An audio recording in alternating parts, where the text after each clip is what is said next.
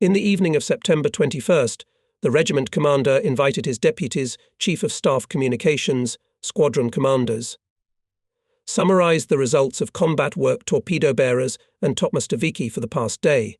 Suddenly the phone rang. Major Saitakov here. There was a short pause. The regiment commander from time to time inserted, "Yes, I see," and we all carefully watched the expression on his face, trying to determine with whom and what he was talking. Finally, Fyodor Andreevich uttered a firm yes and gently put the receiver down on the machine. General Shuginin called, said Sitikov. He said that tomorrow the ground forces will launch an offensive on Tallinn. We are ordered at dawn on September 22nd to have in 30-minute readiness to fly 8 torpedo carriers and Topmaschikovikami to strike at enemy transports, which are taking away from Tallinn troops, military equipment, and looted goods. The flight is our decision according to air reconnaissance data. What will we do first of all? Ivanov asked, putting a sheet of paper in front of him to write down the commander's order. Let's do this a little thought, said Sitikov. Squadron commanders to allocate 2 crews of the most trained pilots, navigators and gunner radiators. The other 2 airplanes will be allocated by the regiment's management. 1 group will be led by myself, and the other my deputy for flight training, Major Orlenko. All crews to arrive at the airfield by 5 o'clock in the morning. Regimental engineer to ensure the readiness of the machines to fulfill the combat mission. And now rest. Rest? On the eve of such a day? No, my deputy Major Dobritsky and I did not sleep, especially when we listened to the operational report from Moscow. It reported that on September 21st in the Tallinn direction the troops of the Leningrad front, developing the offensive, captured the city and the railway station Rakvere, and also occupied more than 300 other settlements. Our troops also achieved success in other parts of the front. For example, the divisions operating west of Narva completely cleared from the enemy the isthmus between Lake Peipsi and the Gulf of Finland and joined the units advancing along the shore of Lake Peipsi. We, pilots, were included in the report of the Sovinform Bureau. It was reported about us the aviation of the Red Banner Baltic Fleet sunk in the Baltic Sea an enemy transport of 4,000 tons displacement. In the Gulf of Finland, Soviet pilots attacked and sunk a German transport. How can you fall asleep here?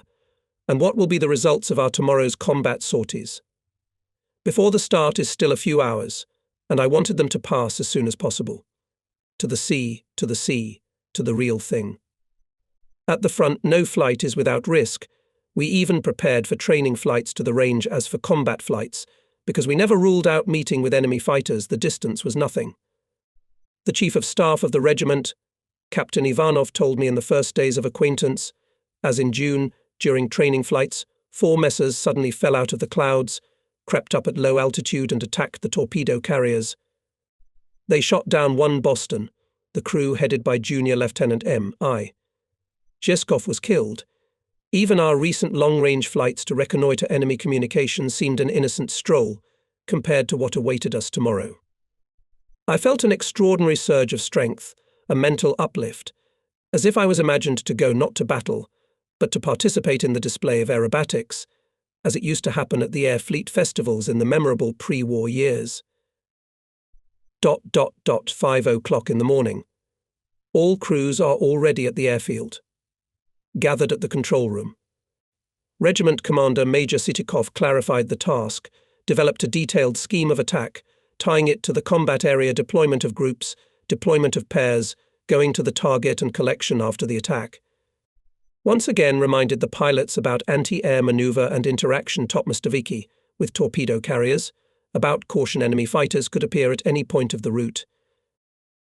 Remember, our targets are transports, and bigger, of course, said in conclusion the regiment commander. Flag navigator Major Zavarin asked the commander for permission to give a couple of useful tips. Please, Grigory Antonovich, readily agreed Sityakov, knowing that Zavarin does not like idle talk, and he, who had the richest in the regiment's combat experience, will surely have substantial recommendations. Please be aware, began the flag navigator, that the enemy uses the fastest ships for troop transportation. Convoys made up of them make passages at a speed of 15 knots, or even a little more. Accompany them can not only patrol boats and minesweepers, but also destroyers and even cruisers.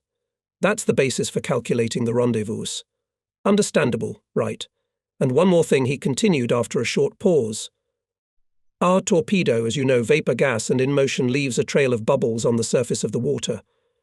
Therefore, so that the enemy, even noticing it, did not have time to maneuver, it is best to set a distance of 600 to 700 meters drop. Major Dobritsky was the last to give the pilots a farewell. As always, he spoke warmly, heartfelt, and his words about the upcoming test of our skill, our endurance and our courage, everyone fell into the soul. The crews went to the airplanes. Chief of Staff Captain Ivanov quietly held me by the elbow. You, Ivan, look there. Be careful. Don't get in the way. I hugged him lightly and patted his shoulder. Don't worry. Everything will be all right. The weather on the route and in the target area is good, so. That's bad, I echoed him. It's good for picket planes, but we'd like some clouds on top. He looked me over, and my heart felt warmer. It's good to have a friend on the ground. Major Dobritsky developed a flurry of activity near the planes. Here and there mottled combat leaflets. Near party leaders and Komsorg sat in groups of people held conversations. Grigory Veslievich himself tried to go around all the crews to cheer up with attention a couple of warm words. And these words were very necessary for those who flew out and for those who stayed. Although everyone believed in success, in victory, morally prepared themselves for the meeting with the enemy, their hearts clenched in anxiety. Is this the last time? War is war. Boston from the front resembled a bird from afar, but only the matte shining cigar-shaped torpedo body suspended under the belly did not allow to develop the image that was born by association. The navigator, Captain P. N. Sazonov, and the gunner radio operator, Petty Officer Y.A. Volkov, were already preparing their seats. The mechanic N.A. Sterlikov ran up, reported on the readiness of the aircraft to perform a combat mission. My group was flying second after Sitikov's group, and there was still enough time left. I certainly believed our technicians, did not doubt in the readiness of the machines, but still, following the habit ingrained over the years, went around the plane, took a quick look at it. I suddenly felt some relaxation, apparently, rested still a little too little. I knew I should sit down in my seat in the car and everything would pass. I involuntarily remembered when ours were flying off to sink the Nazi cruiser Niobe, and I asked Major Ponomarenko whether he was worried. His navigator Zavarin grinned and said his excitement is only up to the helm. And indeed, as soon as I found myself in the familiar pilot's seat, to feel the elastic pliability of the steering wheel in my hands, all relaxation was removed as if by hand. A green rocket soared into the sky, the signal for takeoff of the regiment commander's group. One after another, 4 Bostons soared into the sky and disappeared behind the horizon.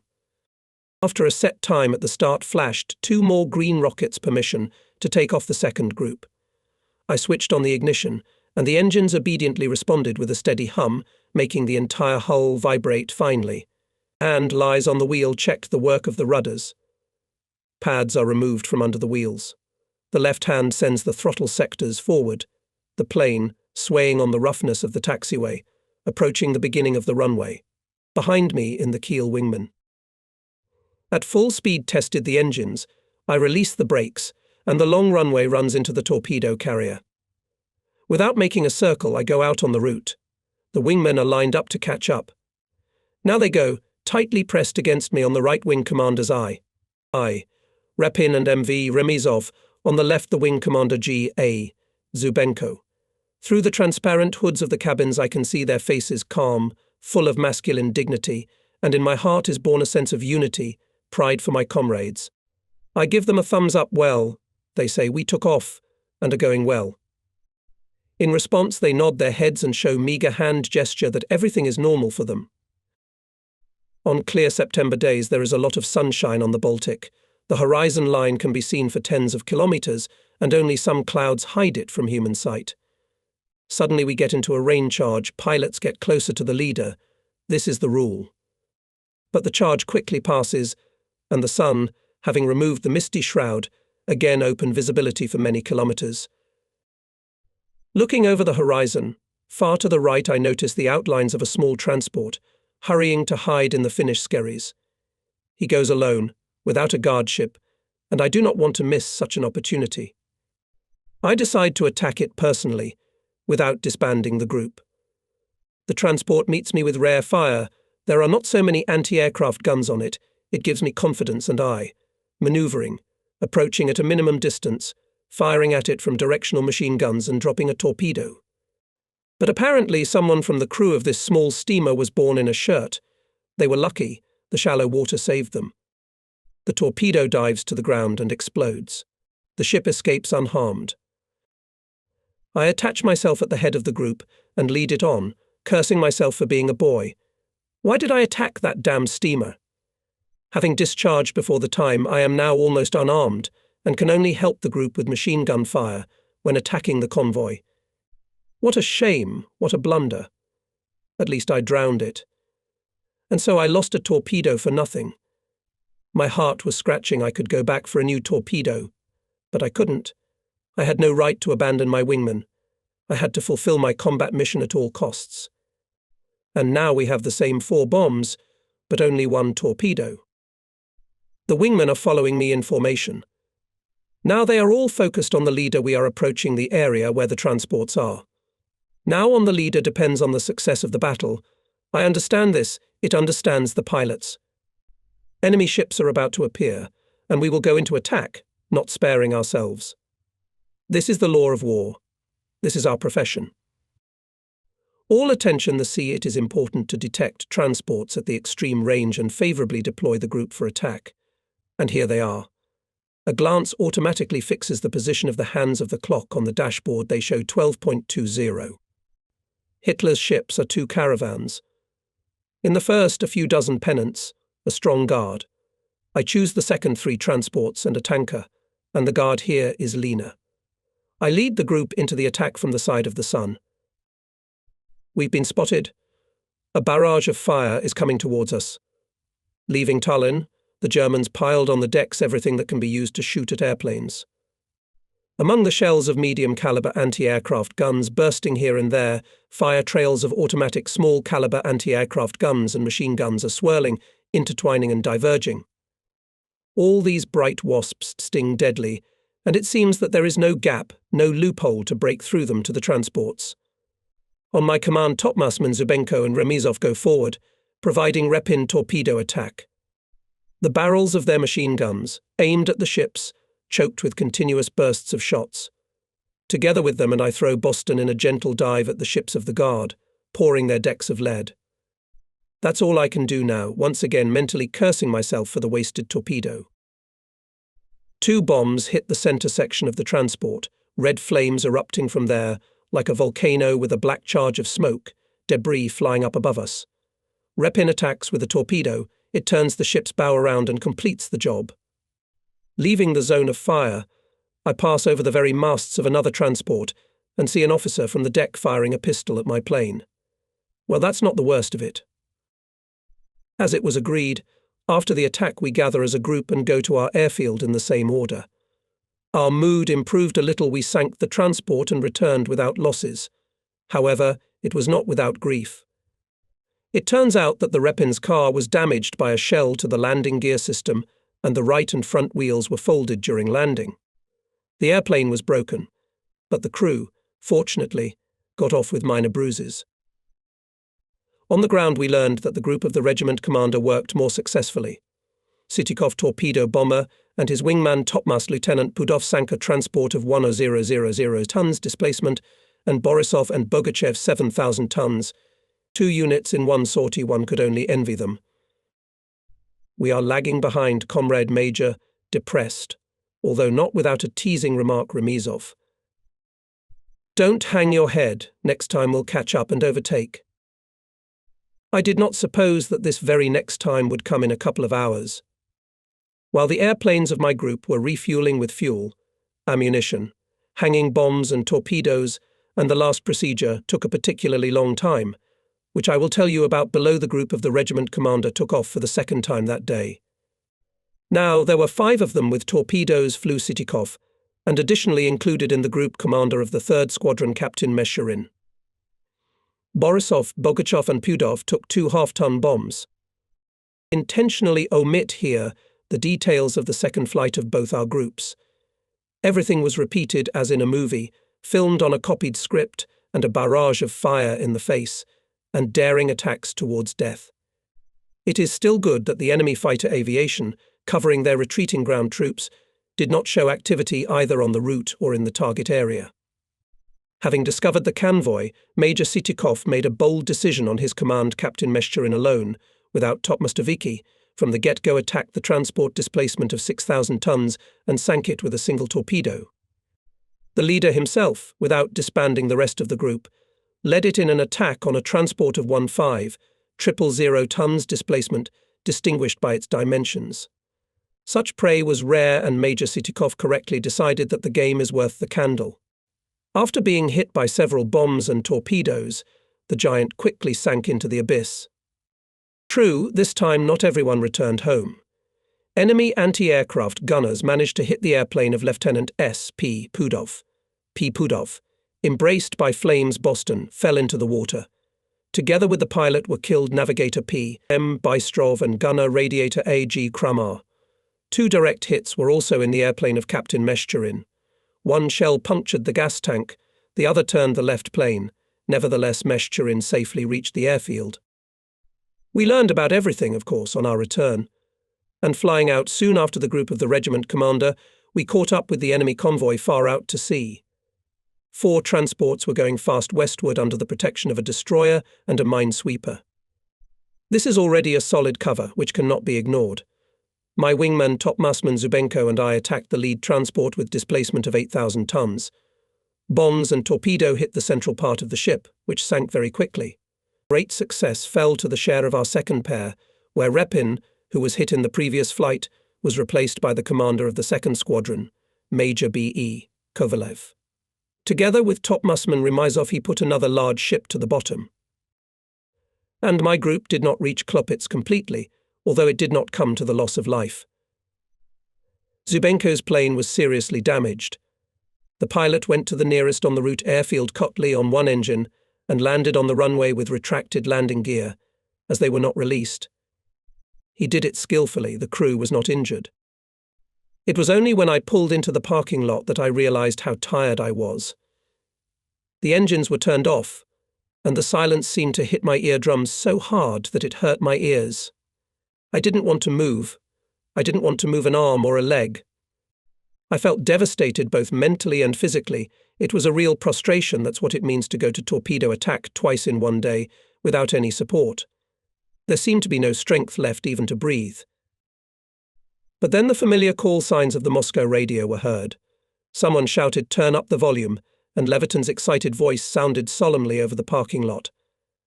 The report of the Sovinform Bureau said that the troops of the Leningrad front, as a result of a rapid offensive on September 22nd, with the bays seized an important naval base and a major port on the Baltic Sea, the capital of Soviet Estonia, the city of Tallinn, as well as occupied more than 800 settlements. And fatigue was no longer pressing so hard on my shoulders. Preparing for the analysis of flights, Major Sitikov and I decided to carefully analyze, as possible, more bulging and skill and courage of pilots, especially young. Some of them this day opened their combat account, and it was necessary to instill confidence in them, to make them believe in themselves, in their capabilities, to sow the seeds of future successes. We exchanged opinions, and it seemed to me that Fyodor Andreevich was not satisfied with the results of my group in the first flight. I couldn't stand it and told him about the failed attack in the Finnish skerries, about the wasted torpedo. "But you made up for it in the second flight, without losing a single crew," as if calming me, said Sitikov. "And to sink a transport is not a word to say."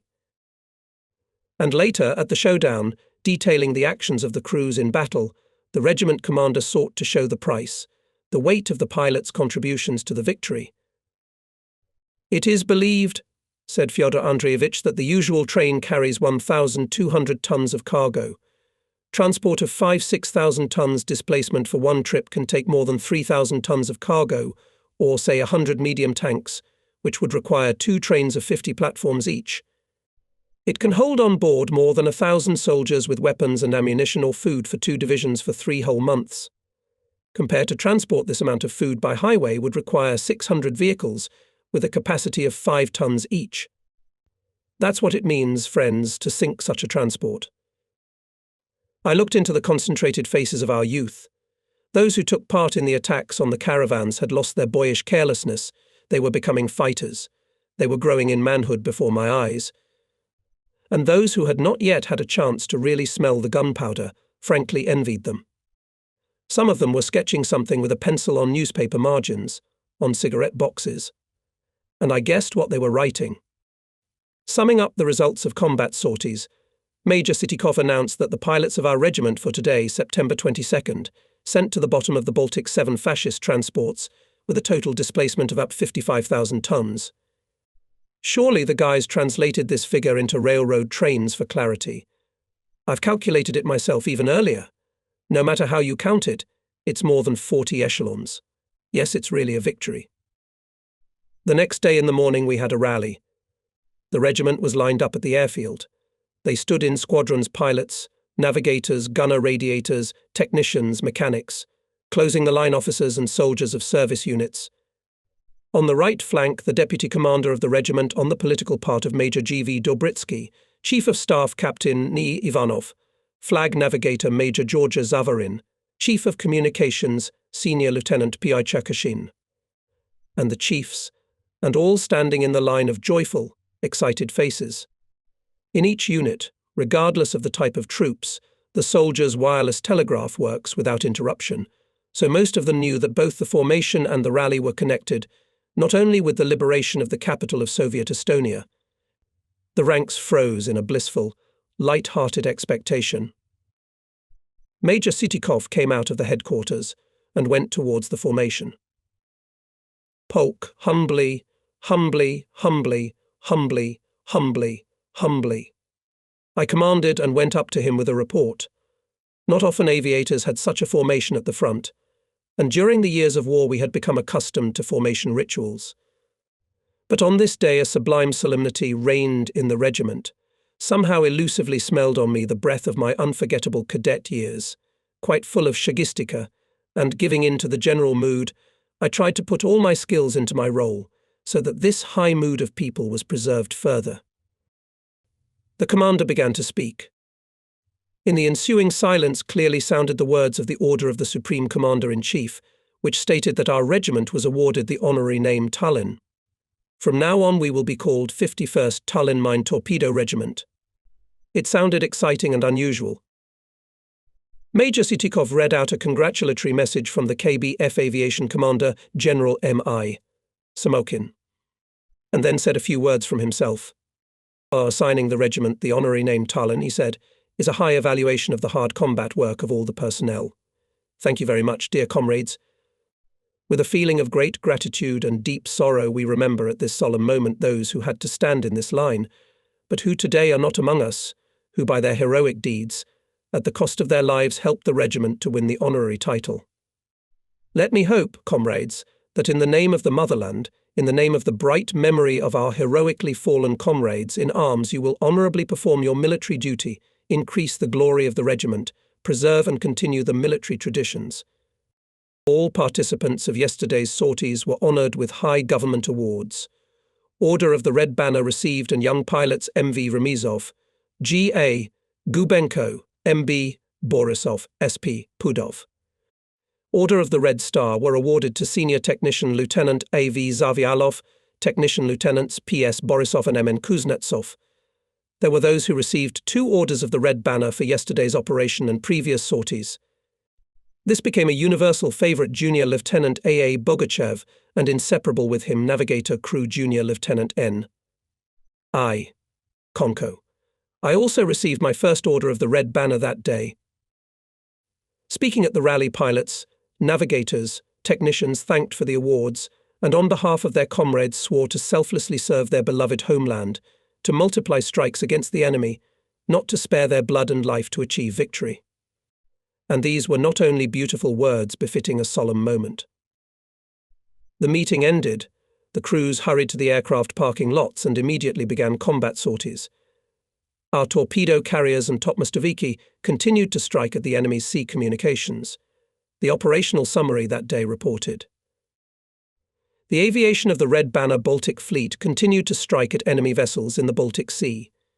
Northwest of the island of Isle, our bombers and torpedo bombers in the afternoon of September 23rd sank 3 German transports and 1 SCR.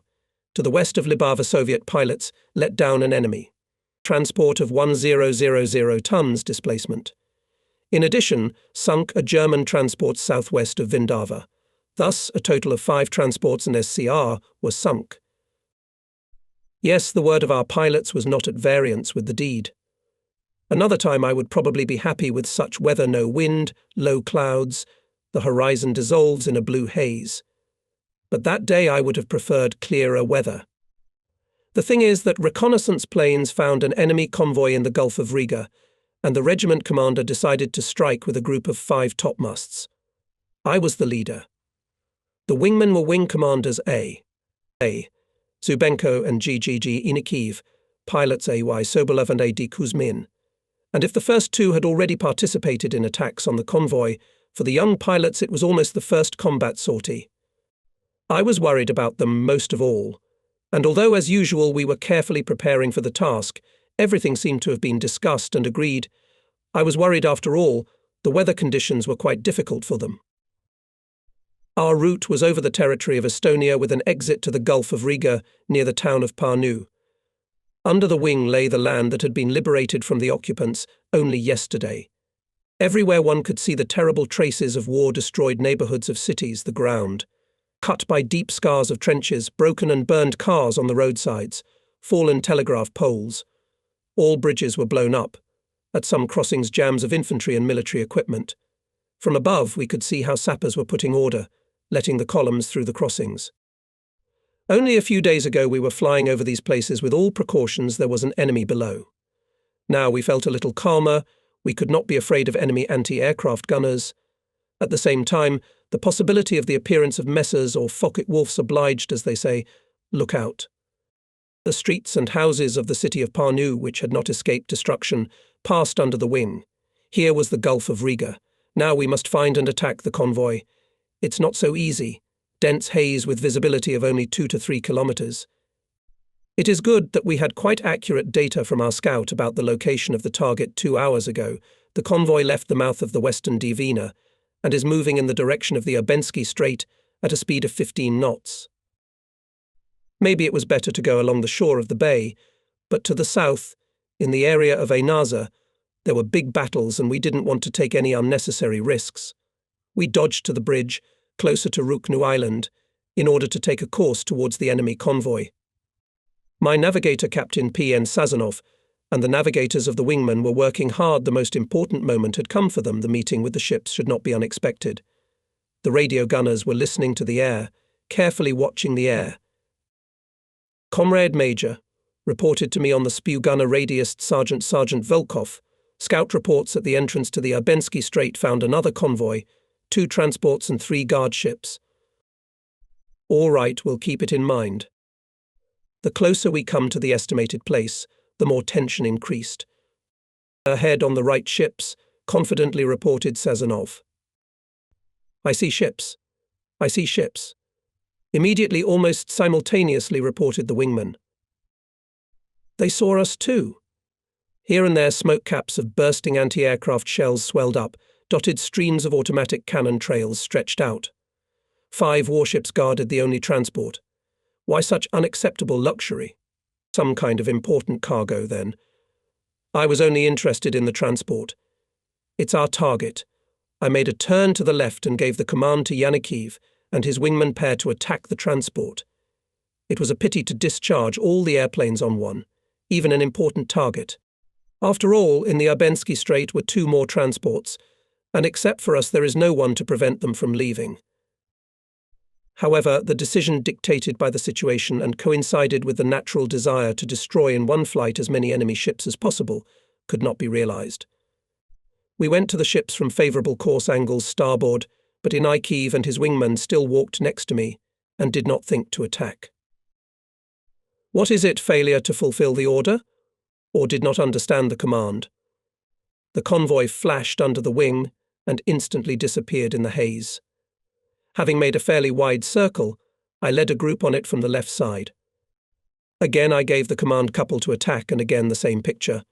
All the wingmen, pressed against me, went in a tight formation. I did not dare to circle without fighter escort near the coast occupied by the enemy. For the third time I led the group to the ships, commanded everyone attack, and went first. Only then, manoeuvring and firing at the guard ships, followed me wingmen. At the beginning of the attack, the enemy anti-aircraft gunners provided fierce opposition, but when we successfully covered them with bursts of our large-caliber machine guns, the counter-fire thinned considerably. 5 large-caliber bombs flew into a transport of 5,000 tons displacement. My bomb hit the bow, Kuzmin and Zubenko hit the center. The steamer broke apart and immediately sank. I was terribly angry when I returned to the airfield. How many righteous angry words I was preparing to rain down on the head of the leading pair, who almost did not derail our combat mission. But when all the planes rolled into parking lots and the crews gathered near me, everything became clear. Bad weather in the Gulf of Riga and too low visibility, lack of horizon line over the sea constrained the actions of young pilots. Fear of losing sight of the leader, losing their bearings made them stay near me all the time. They did not dare to go forward. Apparently, I overestimated the capabilities of my wingmen and set them an impossible task. And yet the flight was not wasted. This was reassuring. Our planes did not have significant damage. A few bullet holes did not count. Interestingly, Kuzmin's plane was hit by only one bullet. It hit the gun of the gunner radiator and got stuck in his pocket without causing any damage. This bullet, in memory of the attack in the foggy Gulf of Riga, Kuzmin always carried with him as a relic, until a month later was killed with his crew in the battle over Libova. That same evening, when we were returning from the dining room, I met the mechanic of my airplane, NNA, Sterlikov.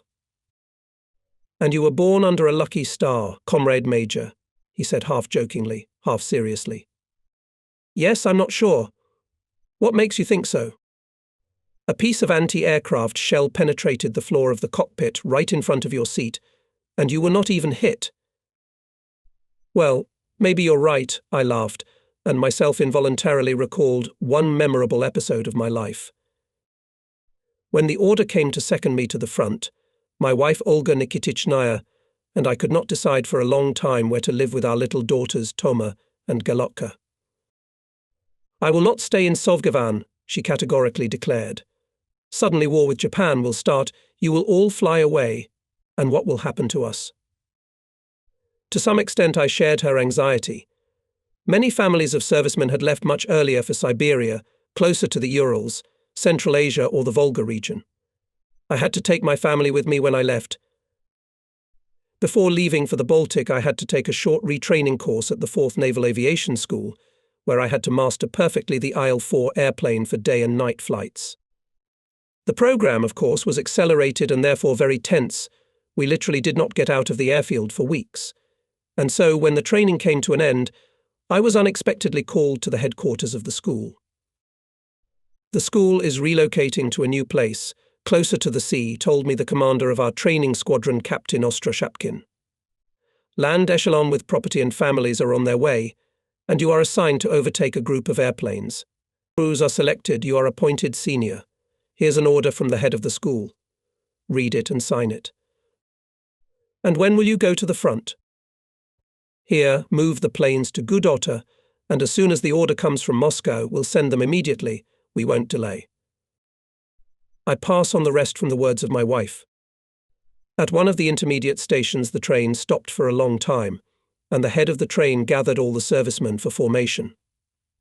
"Having given all the necessary instructions and orders," he said in conclusion, "there is not a very pleasant message, comrades. At night, a platform with coffins was attached to our train. In one of them, the remains of our listener officer pilot Orlenko, who died in the crash. His wife and 2 children are travelling with us in the train, and she must be prepared for such sad news." He did not dare to tell the widow such terrible news himself, and entrusted it to 2 girls military servicemen who were travelling with her in the same carriage. Olga Nikitichna was stunned by the grief, but she was not frightened the responsibility, concern for her children, and, most importantly, the hope that the message was not accurate, that somewhere there was a mistake, that somewhere something was mixed up, gave her strength. "They say that my husband is dead." "But I don't believe it," she said to the train chief who came to the car. "I don't believe it. You will see, he will meet us in Guta." "I'm sorry, it's my duty to inform you," he replied and left. It is not difficult to imagine how agonizing, unbearably hard the remaining few days of the journey were for my wife. On the platform in Guta, when we and other pilots went out to meet their families, she picked up her daughters, ran to me, threw herself on my chest and froze. "What happened?" concerned asked Captain Ostroshapkin. "I confess, and me the state of my wife was incomprehensible. Not so long ago we parted. There have been separations and longer. Everything was explained by the head of the train, telling the story about the coffins." "What the hell? It's really an unpleasant story," exclaimed Ostroshapkin, restraining his irritation, and, turning to me, added cheerfully, "So you'll live a long time, Ivan Fiafonovich. You can go to the front, neither bullet nor shell will take you now." That shrapnel, which pierced the cabin, reminded me of the captain's prophetic words. Dawn was late. In fact, in nature, of course, everything was going its way, and the sun rose at a time determined by him in early fall, but to our room it could not get through. BRR, what a weather. Major Dobritsky shrugged his shoulders shakily, looking out our only window. "What's there?" I asked. For some reason I didn't want to get up. In Ukraine they would say Mryaka, it was grey all around, and the rain was falling like a sieve. As soon as we left the cabin, the wind blew our raincoats, splashed handfuls of fine drizzle in our faces, and we had to hold on to our caps with our hands to keep them from being blown away. It was either fog or grey wisps of clouds carried over the roofs, tangled and spread out in the crowns of trees. The weather is definitely not flying. Grigory Vasilievich shouted to me, because it was impossible to speak in the usual tone. "God, awful weather." "And there is no visibility," I shouted back. But war often broke all the usual ideas and concepts. The harsh must, caused by the situation at the front, forced to abandon the stereotypes that had developed over time, to step over the cannons, to make the impossible possible. On that inclement morning of September 29th, the order came from the headquarters of the Fleet Air Force, one plane to conduct reconnaissance in the Gulf of Riga and Abensky Strait, to clarify the data on the movement of enemy ships delivering reinforcements and ammunition to the islands of the Moons Archipelago and Riga. "Who shall we send?" "Maybe Mesherin?" asked Captain Ivanov, mentally going over the names of commanders of other squadrons and the most trained pilots from among the former ferrymen. "No," after thinking for a moment, replied Sitikov. "I'll fly myself. With me, as always, Flag Navigator Zavarin, Gunner Radio Petty Officer Volkov." Zavarin. Ivanov and I tried to dissuade Fyodor Andreevich. In fact, do we have few pilots who are able to fulfill the combat mission, even in such disgusting weather conditions? Are there few old men who can do any job? But Major Sitikov did not like to abandon the decision. He only made one change. He took the regiment's chief of communications, Senior Lieutenant P.M. Cherkashin, as a gunner radiator. What was the reason for the replacement of the gunner radiator now remains only a guess. Volkov was known as an excellent specialist and more than once proved it in battle when he had to fight off fascist fighters. Perhaps played a role and personal sympathy of Major Sitikov to his chief of communications, which he did not hide. However, there was not a man in the regiment who would not sympathize Cherkashin, did not respect him for his past combat achievements. He fought almost from the first days of the war, had a lot of frontline experience, several combat awards, and this in the military environment is valued quite highly. All crews headed by Major Orlenko on my signal to be in readiness for immediate departure for torpedo strike, he ordered. So much for the bad weather. I escorted Sitikov to the plane. He did not immediately sat down in the cockpit, paused on the stepladder, and, as if saying goodbye, looked around the parking lots covered with a transparent veil. The airfield lived its usual life to Boston-hung torpedoes and bombs. Fuel trucks approached. Suddenly a loud machine gun burst rang out. "What is it? What's the matter?" Fyodor Andreevich turned around sharply. "Control check, Comrade Major," explained Captain Meshcherin, who emerged from the foggy mess, clearly trying to deflect the commander's anger from one of his subordinates. Weapons technician found a machine gun malfunction, fixed it, and fired a line into the air. "Well, acrobats," Sitikov said with a chuckle or a reproachful look, and climbed into the cabin. "At the parking lot you will shoot everyone." How could we have guessed that this unintentional machine gun burst would be the last military salute to our regimental commander and flag officer? Sitikov's airplane rose into the air and immediately disappeared into the foggy haze. It made no sense to stay on the airfield any longer, and I went to the communication station. Here was on duty at the radio station senior sailor Faina Mushitskaya, an excellent master of her craft. "How is the audibility?" "Everything is all right, Comrade Major." Mushitskaya kept in touch with Sitikov's plane until the meeting with the enemy convoy. They attacked and sunk one. She retold us what Cherkashin reported from time to time. I was waiting for the order to take off the main group, but it was still not there. "Ours are coming back," said suddenly Faina. "They have already passed Riga. They are approaching Tallinn. Soon they will be here." And then, quite unexpectedly, the connection was cut off. Time after time the radio operator sent the regiment commander's call signs into the air, listening intensely to the mishmash of foreign conversations and electric discharges the commander's plane, did not respond. We were worried, and, as it turned out, not in vain. None of us saw neither Fyodor Andreevich Sitikov nor Grigory Antonovich Zavarin. Their airplane fell into the sea. The regimental commander and flag navigator were killed. From Pavel Makarovich Cherkashin, who was saved by a miracle, we learned the details of the tragedy that played out over the sea. First time we were flying in the clouds. We descended lower, there was a solid fog over the ground. Then tears began to appear in us.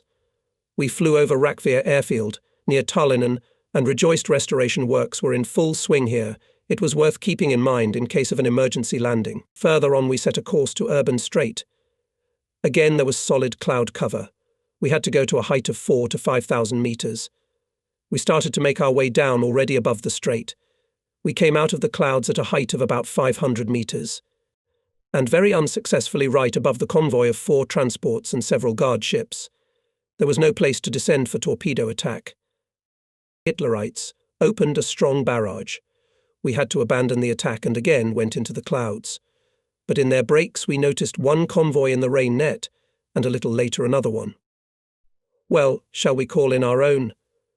Decided to consult with the flag officer, the regimental commander. "I would not raise them," Fedor Andreevich objected Zavarin. "You cannot risk the personnel and material part. The weather, you see.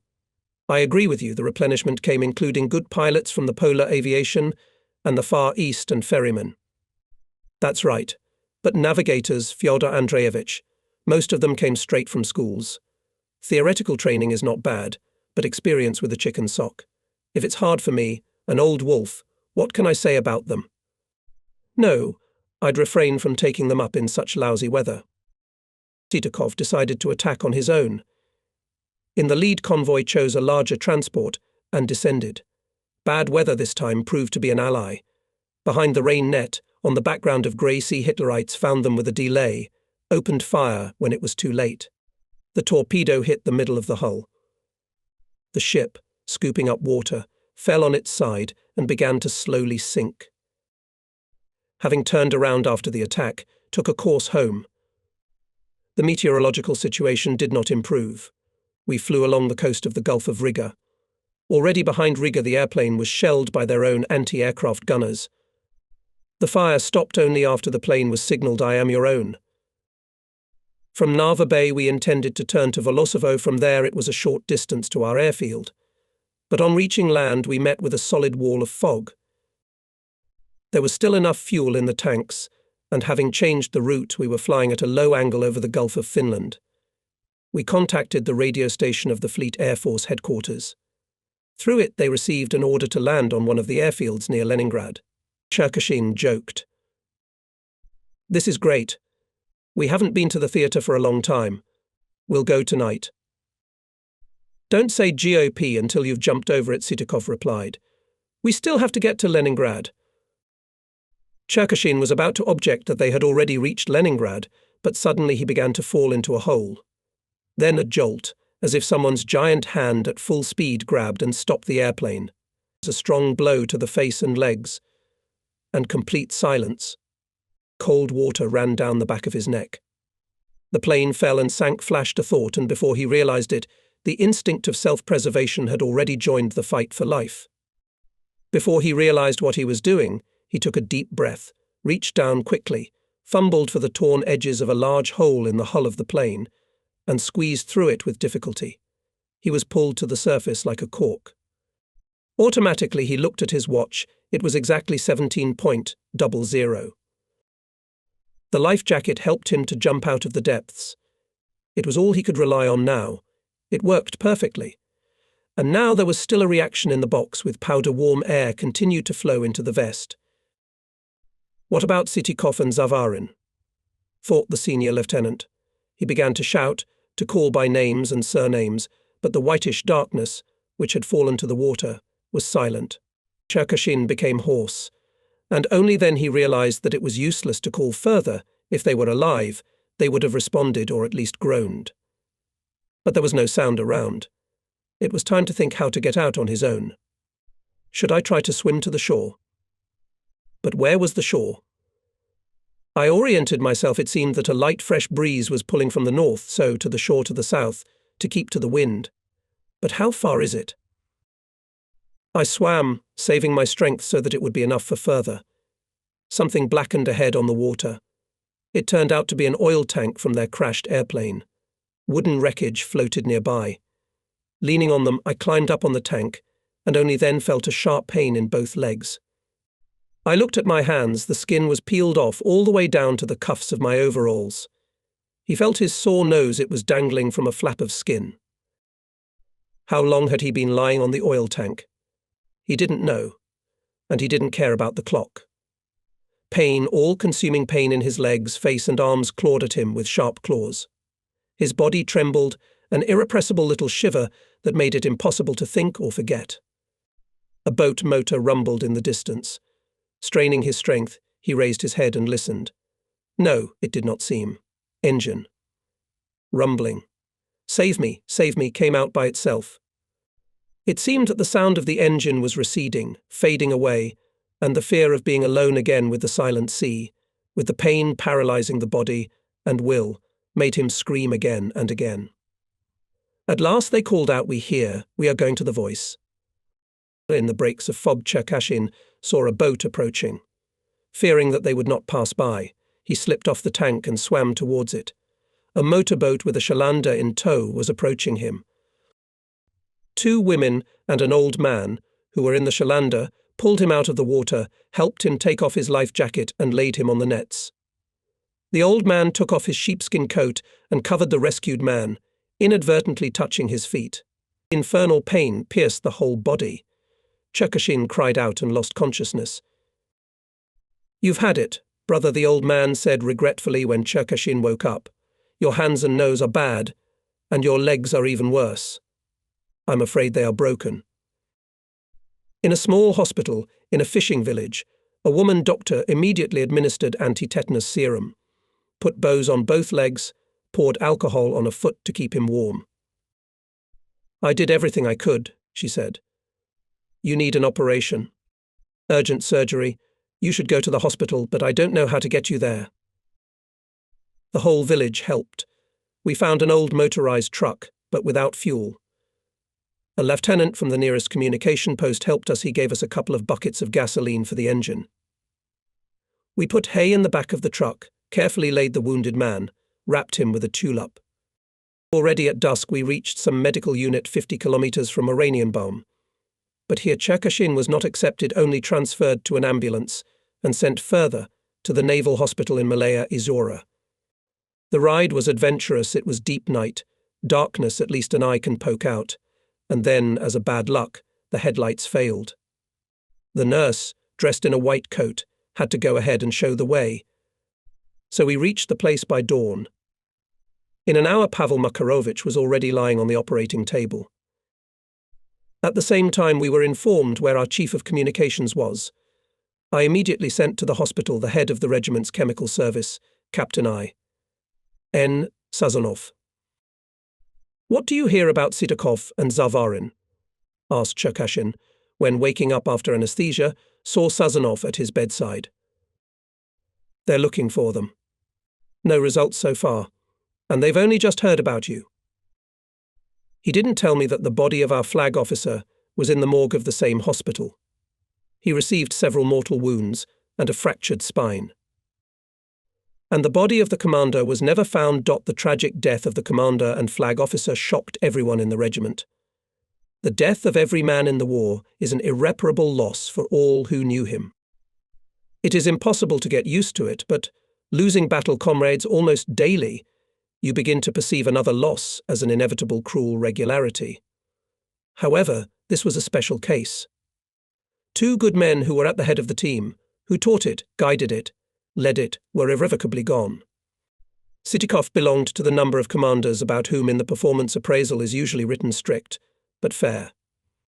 Yes, he was really demanding in everything that concerned the practice and provision of combat work, perhaps even picky, but at the same time remained a cultured, intelligent man who did not allow loud disses, humiliating human dignity.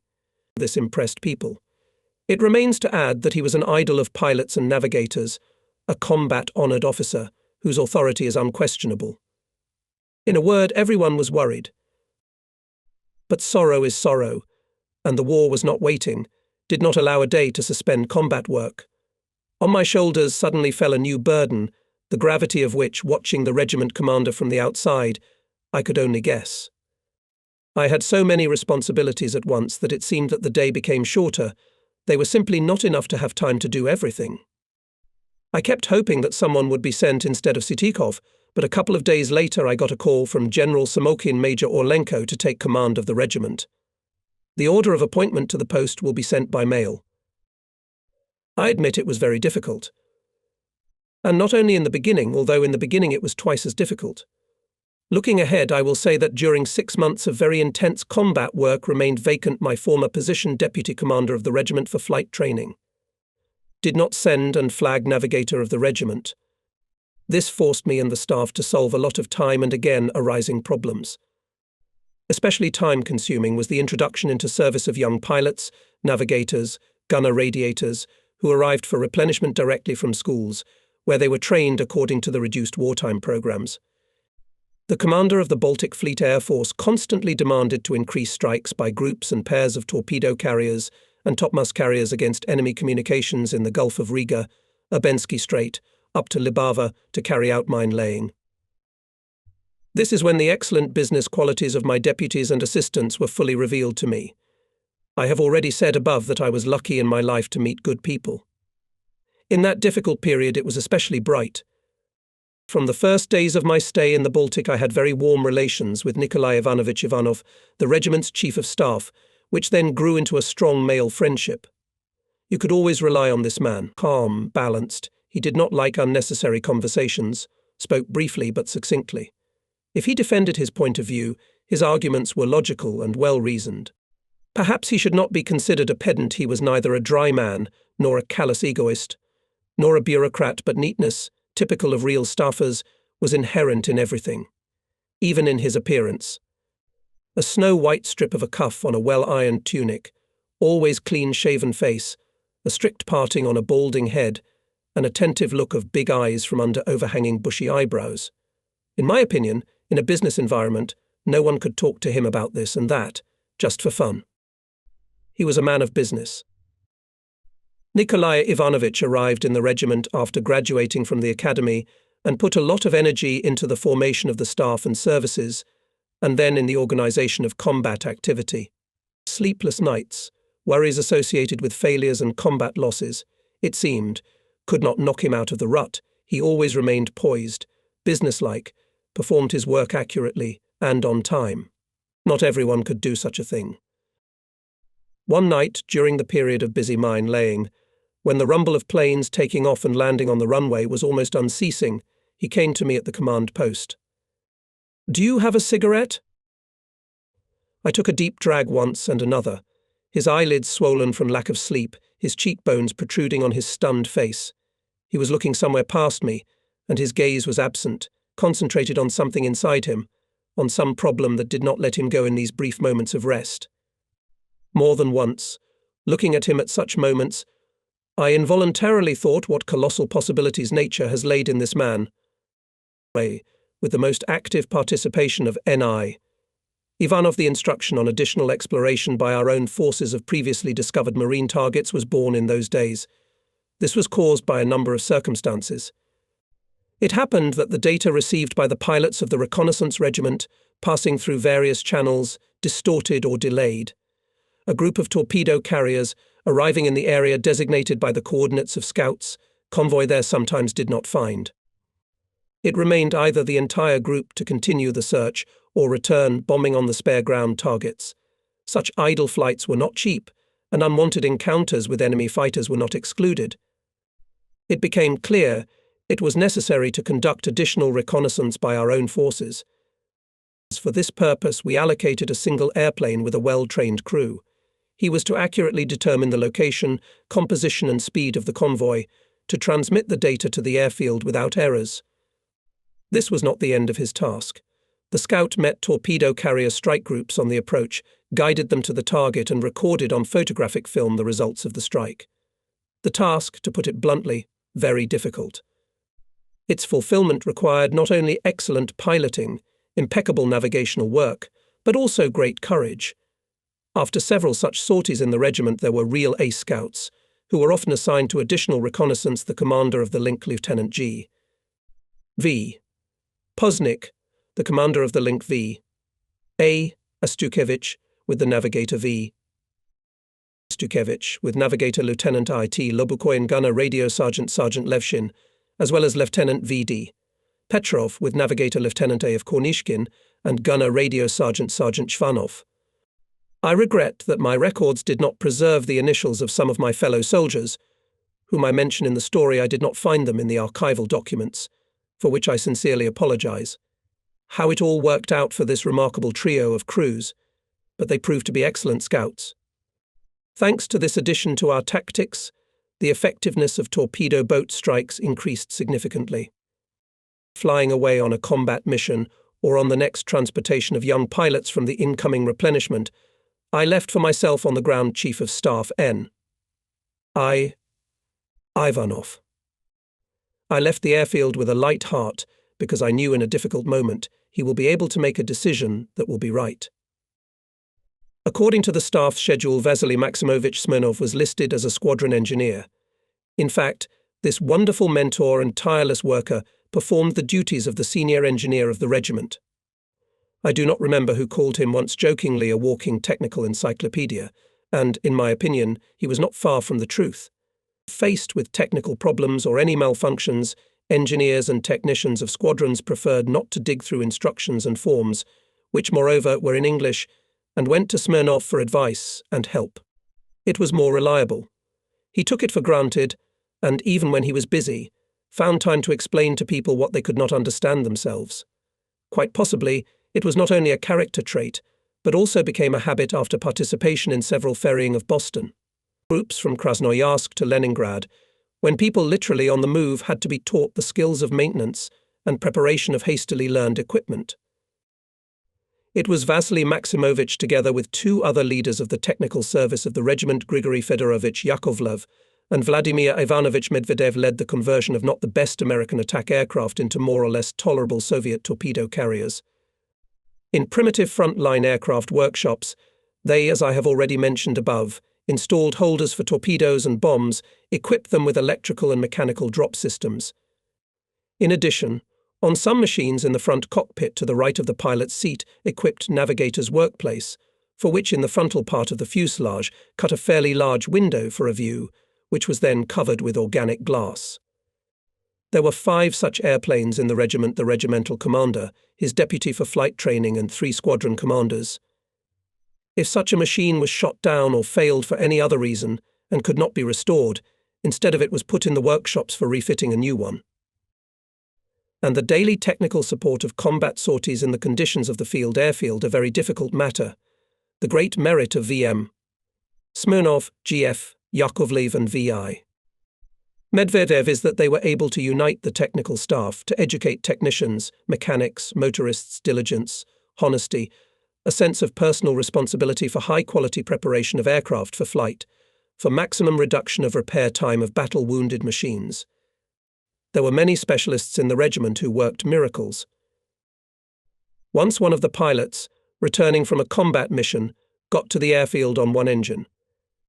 The second one was ruptured by a direct hit of a shell, and when the plane was rolling along the taxiway to the parking lot, it seemed that the motor was about to fall out. At the parking lot, the technician of the link, Lieutenant Technician MI. Maximkin looked over the plane, stood near the engine, and sighed heavily. Yes. If Maximkin expressed himself in such a way, then it really means that it's a dead end. Mikhail Ivanovich was a participant of the war with the White Finns. He had been at the front since the 42nd. He's seen a lot of things. How long will it take to repair it, Vasily Maximovich? I asked Smirnov, with whom we came to the parking lot together. At least a day and a half. You can see for yourself how it is. It's a long time. We should do it sooner. There are not enough cars. We'll do it faster, Comrade Major. Lieutenant Technician Maximkin answered for the engineer. We won't leave the airplane until it's done. It will be as good as new. After the war we'll have a rest. Said and done. Maximkin and his motorist worked many hours in a row without shifts. Food from the canteen was brought to them in pots directly to the parking lot. They found a lot of voluntary helpers among the mechanics who were not busy at that time servicing their airplanes. After 18 hours, the machine again went on a combat mission. Or, for example, Mechanic Petty Officer Vasily Tereshchenko was called by his first name and patronymic, and always with respect. It was considered that he was unlucky 4 times the airplane serviced by him returned with heavy damage, and once it was broken so badly that it would take at least 2 days to repair it. But Vasily Grigorievich did not agree, on the contrary, considered himself lucky after all. This machine flew the favourite of the regiment, the commander of the Link Junior Lieutenant Alexander Bogachev, on whose combat account was the most sunk ships. And if you get into the thick of it, then of course you also get hit. But no matter how badly he got hit, he always came back. And that time when it seemed that there would be no end to the repair, many people willingly volunteered to help. One mechanic on special equipment, whose name unfortunately I do not remember, adjusting to the size of the famous lines of Pushkin's poem Eugene Onegin, wrote such verses. Tell me, what force that broke you into splinters? Now work day and night, without taking a step away, patching and thinking to yourself. When will we repair you? With jokes and friendly banter worked more fun. Tereshchenko could and loved to work, and next to him simply could not stand idle. Repair time was halved, and exactly a day later Bogachev again lifted the machine into the air. Communists played a great role in uniting the technical staff, in fostering a high sense of duty among technicians, mechanics, motorists. One of them, Senior Lieutenant M.S. Markin, was known in the regiment as a man who worked for 3. And it was not an exaggeration. Being a link technician by position, Mikhail Sergeyevich used to personally inspect every airplane, advise the mechanic, or even show how to better prepare this or that unit, remind the young pilot about the execution and sequence of certain operations during the operation of the machine. And when, as it happened, the airplane of his squadron was shot down and urgent repairs were required, here Markin was tireless. He could not put up with the fact that the airplane remained out of service for a long time. He literally, as they call it, dug from under the ground. Strict exactingness, multiplied by personal enthusiasm of MS. Markin infected mechanics, motorists, armourers and other specialists, wounded torpedo carriers and topmostoviki, they brought to combat readiness in the shortest possible time. Having accepted the regiment, I took on a lot of new responsibilities. Now, by virtue of service necessity, had to be more often on the aircraft parking lots, on the repair sites, to get to know labourers' aviation, to delve into their needs, to meet their demands. I discovered a new world, new interesting destinies, revealed the spiritual richness of people. In this environment was a lot of officers, sergeants, soldiers who had a variety of talents. Here, at least, Senior Technician Lieutenant Tikhon Yemyanovich Yakubov. Creative thought never left this man. Above, I have already written about the fact that when preparing the aircraft for a combat flight, we lost most of all time in the suspension of bombs. If 250 and 500-kilogram bombs could be dragged to bomb hatches, lifted and fixed on holders by efforts of many people with the help of the simplest lifting devices, then the suspension of 1,000-kilogram bombs was worse. The bomb was brought by truck closer to the front of the airplane, unloaded by a crane on the ground and freed from the packaging. Then, to the mournful 1-2-2 take. And the entire mass of people available in the parking lot rolled the plane on the bomb so that it was between the wheels of the landing gear, under the bomb hatch. Even in dry weather, this thankless job required a lot of effort, and after the rain on the spreading ground and wet grass, it became twice as hard. Tikhon Yemyanovich Yakubov, whose duties included personally screwing the fuses into the suspended bombs, watched this unhappy procedure every day with heartache, but not only watched but also participated in it, because when the plane was pushed, every pair of hands counted. And the idea was born to make a high cart on which to bring the bomb directly under the fuselage. This ingenious idea came into the minds of many, because it lay on the surface and asked frankly, but the matter did not go any further. Because to carry on that cart was not a small child, and not even a bulky load for airfield needs, and a bomb weighing 1 ton. And even better too, how and from what to make such a cart? And the travel? What wheels can withstand such a load? And yet the idea ignited Yakubov. In rare leisure hours, more often in inclement weather, when flights were cancelled, or even in clear evenings, sacrificing another movie, he drew various variants of welded structures. He drew and tore them up to immediately start a new variant. Slowly he found and collected pieces of pipes, rails, channels. Finally, with the help of like-minded people and specialists in the field aircraft repair shop, the platform of the cart was welded and riveted. 3 wheels from broken fighter planes, which I found on the outskirts of the airfield, were also used. The effect exceeded all expectations. 2 bombs from the car was reloaded onto the cart, and only 4 specialists in aviation armament brought them to the holders of the aircraft. The time for arming was reduced several times, which made it possible to speed up the preparation of the machine for flight and free up people for other work. Senior Technician Lieutenant Pavel Gerasimovich Kirienko, before being assigned to our regiment, worked as a teacher at a military aviation school, where he taught a theoretical course and motor practice on aircraft engines. As his former students testified, he presented the material at the lectures clearly and lucidly. But fully committed to his favourite business, he from future aircraft mechanics required attention, diligence, solid knowledge, and solid practical skills. Slackers and lovers, to rely on chance, were severely punished by him. And now, having appeared in 51 MTAP, Pavel Gerasimovich met many of his graduates. His appointment turned out to be just right. In the new team, where unfamiliar people were getting accustomed to each other, mastering new equipment, suddenly a group of people, who had a common past, albeit short but common, was formed by themselves, and a smart and clever leader became the head of this circle. Mechanics and motorists, naturally, were drawn to Kirienko. They were related by months spent together in the school, commonality of tasks solved together, solid theoretical and practical training of Pavel Gerasimovich.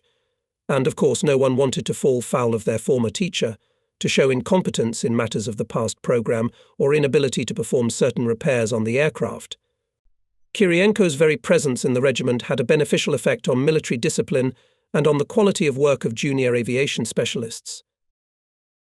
Pavel Gerasimovich, initially appointed aircraft technician, had the opportunity, as they say, to see the fruits of his labour. His former cadets EI. Dobin and AP, Diev became mechanics and motorists. People diligent and conscientious, they under the direct guidance of Kirienko passed a good practical school, far beyond the limits of the school program. Some time after the beginning of intensive combat sorties and related losses, there was talk among the pilots about a significant, in their opinion, a design flaw of the Boston. The heating system of the cabins on it worked from a gasoline-air mixture supplied by the blowers of the engines. Perhaps in peacetime this design and would not cause complaints, but in conditions of combat flight, not once, after all, caught under anti-aircraft fire, flashed our torpedo carriers over the target and burning torch crashed into the water. Why? Heroically lost crews forever carried with them into the abyss of the mystery of the fire. And wasn't it this gasoline-air mixture that burst into flames when bullets and shrapnel hit the system? This gave us serious pause for thought. The system was a fire hazard, there was no doubt about it. In addition, bundles of pipelines and control cables to the mixture-burning furnaces interfered, hindered the work of technicians and mechanics in the inspection, and especially in the repair of machines. After a short debate in the engineering environment, discussion of all the pros and cons came to a decision to dismantle the heating system. PG, Kirienko together with EI, Dobin and AP, Diev was one of the first to undertake the task. Later, the dismantling was carried out by other technicians. The work was labour-intensive, difficult and, in general, at first completely unfamiliar, was performed on the machines one by one, without violating the plans of combat sorties. I remember one more characteristic case when deep theoretical training of PG. Kirienko allowed to get out of a difficult situation with dignity. The plane, which was serviced by technician Karp Vasilievich Surkov, returned from a combat mission thoroughly riddled with bullets and shrapnel from anti-aircraft shells. Fortunately, none of the crew received even a scratch. Surkov, who, it must be said, was also known as a master of his craft, having inspected the machine, was not very upset. It is true that it will take a lot of time, but there were no particularly complex damage. Except for one shrapnel damaged the bark cylinders of the propeller. It had to be removed and a new one installed. The whole crew worked for a long time. The propeller was finally installed, but the angle of attack did not change with the engine running. All efforts came to nothing. We had to start all over again. Surkov did not try his luck a second time, went to a nearby parking lot, where waiting for the return of his plane, covered with tarpaulin covers, dozing Kirienko and his assistants. Pavel Gerasimovich did not have to be asked twice. Together with Surkov, they looked through the instructions again and again, and still found the right option to install the propeller. Soon the serviceable airplane went on a combat mission. Mutual understanding, mutual assistance were our norm. If someone refused to help a comrade in a difficult moment, he would look like a black sheep and would lose the respect of his comrades for a long time, which was very difficult to get back. Well, and those who sometimes were lazy, made mistakes, showing ostentatious effort to make dust in the eyes of the superiors present at the parking lot, were severely punished in the battle lists, in wall newspapers, which were posted here. While working on this story, retired Lieutenant Colonel T.E. Yakubov sent me poems mechanic Grigory Kryushkov, our homegrown poet, who blundered once, admitted self-critically. Where were you, Grishka, in a hurry? Why did you start the engines? Or were you afraid of Kukushkin? Or did the engineer Smirnov scold you? The engines were malfunctioning. The starter wouldn't start. The hydraulic system failed. And the propeller stopped turning. Such unpretentious poems, as well as witty signatures, under friendly caricatures made by the same Kryukov, caused laughter, lifted the mood, relieved fatigue. I catch myself repeating myself, but I can't help saying once again I was happy to work side by side with wonderful people in that difficult war year. In a short documentary story, it is simply impossible to tell in detail about many worthy comrades, to show them in action. May they forgive me for this. With love and gratitude, I always remembered the repair engineer Leonid Petrovich Zakharov, weapons engineer Anatoly Yakovlevich Kozelev, special equipment engineer Vasily Grigorievich Popov, Konstantin Mikhailovich Kozelev, chief of mine and torpedo service, mechanics Sergei Valentinovich Zarkov, Nikolay Alexeyevich Sterlikov, Alexei Evseyevich Nikitin, Vladimir Alexandrovich Orlov, Ivan Ivanovich Mikhailov, and many others. Each of them, without sparing themselves, made a great contribution to the organization of combat activity of torpedo carriers, a contribution to the victory.